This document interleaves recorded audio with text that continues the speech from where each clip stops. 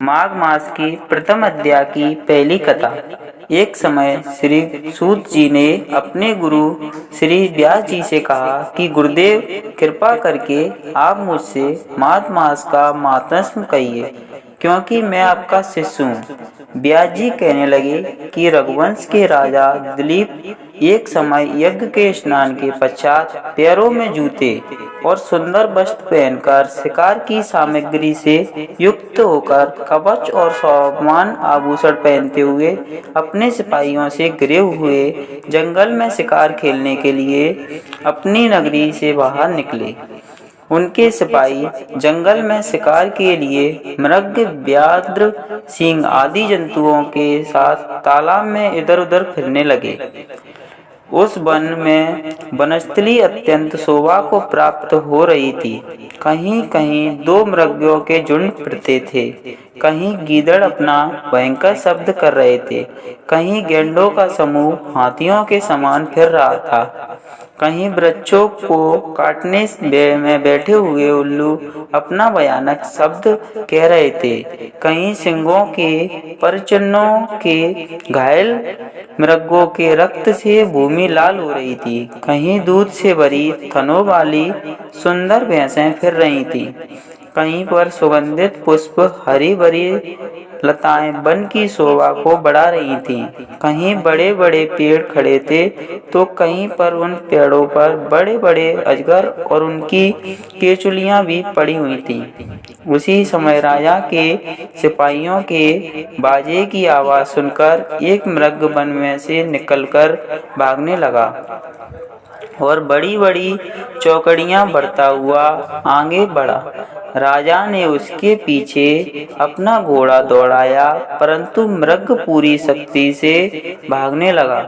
मृग कांटेदार वृक्षों के एक जंगल में घुसा और राजा ने भी उसके पीछे वन में प्रवेश किया, परंतु दूर जाकर मृगराज की दृष्टि से ओझल होकर निकल गया। राजा निर्जन वन में अपने सैनिकों सहित प्यास के मारे अति दुखी हो गया। दोपहर के समय अधिक मार्ग चलने से सैनिक थक गए और घोड़े रुक गए। कुछ देर बाद राजा ने एक बड़ा भारी सुंदर सरोवर देखा, जिसके किनारों पर घने वृक्ष थे। इसका जल सज्जनों के हृदय में समान स्वच्छ और पवित्र था। सरोवर का जल लहरों से बड़ा सुंदर लगता था। जल में अनेक प्रकार के जल जंतु, मछलियां आदि स्वच्छता से इधर उधर फिर रही थी।